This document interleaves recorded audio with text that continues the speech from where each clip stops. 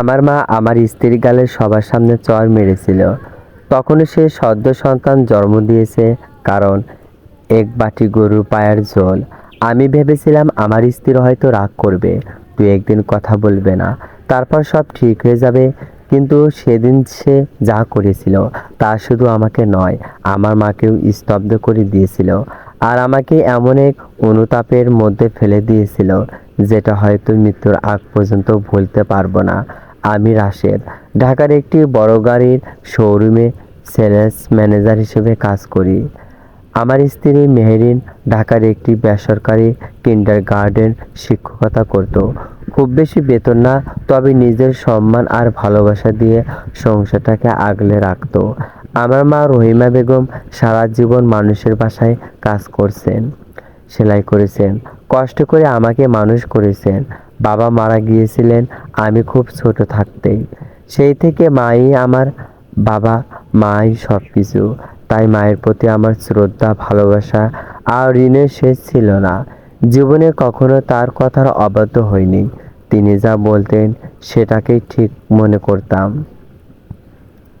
মেহরিন যখন 7 মাসের অন্তঃসত্ত্বা, তখনই মা গ্রামের বাড়ি থেকে ঢাকায় চলে এলেন। এসেই বললেন, ছেলের বউয়ের এই সময়ে আমি না থাকলে কে থাকবে? নিজের মেয়ের মতোই দেখাশোনা করব। মেহরিনের মুখটা সেদিন কেমন যেন নিস্তেজ হয়ে গিয়েছিল।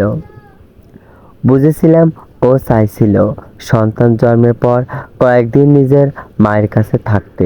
কিন্তু আমি তখন ভেবেছিলাম, নিজের মা আর শাশুড়ির মধ্যে পার্থক্য কি? মা তো অভিজ্ঞ মানুষ, কত কিছু জানেন। আজ বুঝি জীবনের সবচেয়ে বড় ভুল সিদ্ধান্তগুলোর একটি ছিল সেটাই। আল্লাহর রহমতে আমাদের কন্যা সন্তান জন্ম নিল। বাড়িতে যেন নতুন আলো নেমে এলো। মা খুব খুশি হয়ে পরের দিন সকালেই বাজারে গেলেন।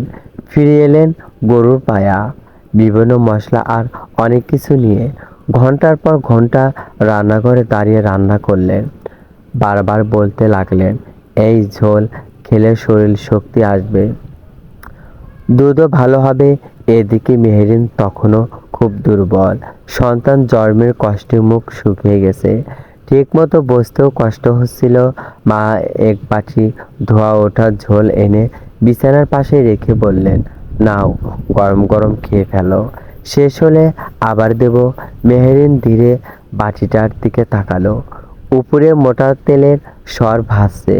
ও আস্তে বলল, মা, ডাক্তার বলেছেন প্রথম কয়েকদিন ভারী তেল চর্বিযুক্ত খাবার না খেতে। মুহূর্তেই মায়ের মুখের রং বদলে গেল। ডাক্তার? ডাক্তার কি জানে?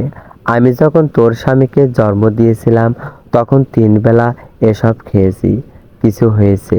মেহরিন খুব শান্ত গলায় বলল, সময় তো বদলেছে মা, এখন ডাক্তাররা। মা আর শুনলেন না। কঠিন গলায় বললেন, আমি যা বলছি সেটাই করো। মেহরিন একটু থেমে নিচু স্বরে বলল, ক্ষমা করবেন মা, আমি সত্যি পারবো না। ছোটবেলা থেকেই গরুর পায়া খেতে পারি না। গন্ধেই কথাটা শেষ হওয়ার আগেই ঠাস একটা জোরে চড় এসে পড়ল ওর গালে। ঘরের ভেতর মুহূর্তেই নেমে এলো মৃত্যুর মতো নীরবতা। মেহেরিন নিজের গালে হাত দিয়ে স্থির হয়ে বসে রইল। চোখ দুটো বিস্ময়ে বড় হয়ে গেছে। মনে হচ্ছিল ও নিজেই বিশ্বাস করতে পারছে না। ঠিক কি ঘটলো? আমি ছুটে এলাম বারান্দা থেকে।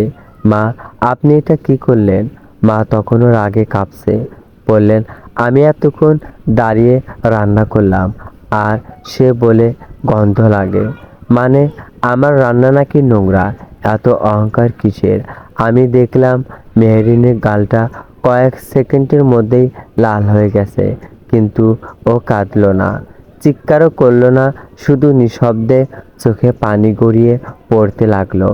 সেই পানি গিয়ে পড়ছিল আমাদের ছোট্ট মেয়ের গায়ে, যাকে সে বুকের কাছে শক্ত করে জড়িয়ে ধরে রেখেছিল। আমি মাঝখানে দাঁড়িয়েছিলাম, একদিকে আমার মা, অন্যদিকে আমার স্ত্রী, দুজনই আমার সবচেয়ে আপন মানুষ। কি বলবো কিছুই বুঝতে পারছিলাম না।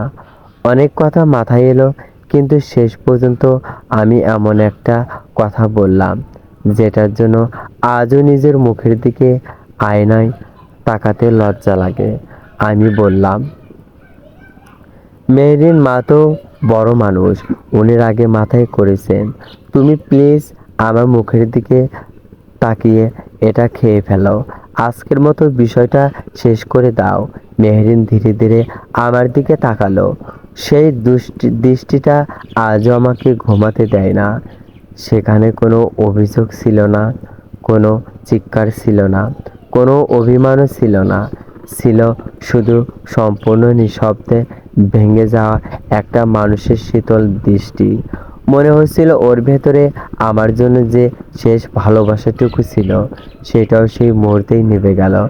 ও আর একটা কথাও বলল না, নিঃশব্দে বাটিটা হাতে তুলে নিল। তারপর এক চমক আর এক চমক গলা দিয়ে নামাতে কষ্ট হচ্ছিল, তবুও জোর করে খেয়ে যাচ্ছিল, আর চোখের পানি থামছিল না। আমি দাঁড়িয়ে দাঁড়িয়ে শুধু দেখছিলাম। সেদিন নিজের কাছেই নিজেকে সবচেয়ে ছোট মানুষ মনে হচ্ছিল। মা তখন সন্তুষ্ট হয়ে ঘর থেকে বেরিয়ে গেলেন। বাইরে পাশের বাসার এক খালার সঙ্গে কথা বলতে বলতে বললেন, এখনকার মেয়েদের একটু শক্ত হাতে না ধরলে সংসার করতে শেখে না। মেহেরিন কিছুই শুনল না, অথবা শুনেও শুনল না। খালি বাটিটা নামিয়ে রেখে মেয়েকে বুকে নিয়ে আস্তে আস্তে ঘুম পাড়ানো গান গাইতে লাগলো। কিন্তু সেই গলায় কোনো সুর ছিল না, ছিল শুধু জমে থাকা কষ্ট। আমি অনেকবার ভেবেছিলাম ওর কাছে গিয়ে ক্ষমা চাইবো, বলবো আমি ভুল করেছি, কিন্তু কোনো শব্দ মুখ দিয়ে বের হলো না। সেই রাতেই মেহেরিনের প্রচণ্ড জ্বর এলো, বুক ফুলে শক্ত হয়ে গেল, ব্যথায় কুঁকড়ে যাচ্ছিল, তবুও মুখ চেপে সব সহ্য করছিল। মা শুধু একবার তাকিয়ে বললেন, এসব স্বাভাবিক, একটু কষ্ট তো হবেই। তারপর থেকে মেহেরিন যেন বদলে গেল। আগের সেই হাসি খুশি মেয়েটা কোথায় হারিয়ে গেল জানি না। ও শুধু তিনটা কাজ করতো, মেয়েকে দুধ খাওয়াতো, ডায়াপার বদলাতো, ঘুম পাড়িয়ে দিত। এর বাইরে যেন ওর নিজের কোনো অস্তিত্বই ছিল না। মা যা বলতেন ও চুপচাপ করতো, কোনো তর্ক না, কোনো প্রতিবাদ না, কোনো অভিযোগও না। মা ভেবেছিলেন বৌমা বুঝি অবশেষে তার কথা মানতে শিখেছে, কিন্তু আমি বুঝতেই পারিনি ওর নীরবতা আসলে ঝড়ের আগের ভয়ঙ্কর নীরবতা। দিন কেটে গেল। মেয়ের আকিকার আগের দিন মেহেরিনের মা আমাদের বাসায় এলেন। ঘরে ঢুকেই তার মুখটা কেমন কঠিন হয়ে গেল। তিনি শান্ত গলায় বললেন, আমি মেহেরিনকে কয়েকদিনের জন্য নিয়ে যাব। আমি বিন্দুমাত্র আপত্তি করিনি, হেসেই বললাম, ঠিক আছে খালা, ওরও একটু পরিবর্তন হবে। মা তখন পাশে দাঁড়িয়ে বললেন, 2-1 দিন থাকুক, তারপর পাঠিয়ে দিয়েন।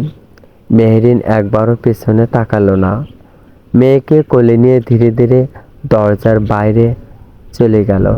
গাড়িতে ওঠার আগে একবার শুধু আমার দিকে তাকিয়েছিলেন। সেই দৃষ্টির অর্থ আমি সেদিন বুঝিনি, আজ বুঝি। সেটা ছিল একজন মানুষের শেষবারের মতো বিশ্বাস হারানোর দৃষ্টি। গাড়িটা ধীরে ধীরে রাস্তার মোড়ে পেরিয়ে চোখের আড়াল হয়ে গেল। মা তখনও আত্মবিশ্বাসের সঙ্গে বললেন, চিন্তা করিস না, 2 দিন পর ঠিকই ফিরে আসবে। বাচ্চা নিয়ে মেয়েরা আর কতদিন বাবার বাড়িতে থাকে। আমিও তখন সেই কথাই বিশ্বাস করেছিলাম। দিন গেল 1 সপ্তাহ, তারপর আর 1 সপ্তাহ। মেহেরিন আমার কোনো ফোন ধরল না, একটা মেসেজেরও উত্তর দিল না। শেষ পর্যন্ত একদিন আমাকে নিয়ে নিজের শ্বশুরবাড়িতে গেলাম। ভাবলাম গিয়ে দুটো ভালো কথা বলবো, সব ভুল বোঝাবুঝি মিটে যাবে। দরজায় নক করতেই মেহেরিন মা দরজা খুললেন। আমাদের দেখে তার মুখ শক্ত হয়ে গেল। তিনি শুধু বললেন, কি দরকার? আমি কিছু বলতে চাচ্ছিলাম, ঠিক তখনই তার পেছনে এমন একটা দৃশ্য চোখে পড়ল যেটা দেখে মনে হলো আমার পায়ের নিচ থেকে পুরো পৃথিবীটাই সরে গেল। যদি গল্পটি ভালো লাগে অবশ্যই কমেন্টে জানিয়ে দেবেন। আপনাদের কমেন্টটি পেয়ে গেলে পরবর্তী পার্ট দ্রুত আপলোড করার চেষ্টা করব। প্লিজ চ্যানেলটি সাবস্ক্রাইব করবেন, ভিডিওটি শেয়ার করবেন। Subscribe to my channel, please subscribe to my channel. চলবে।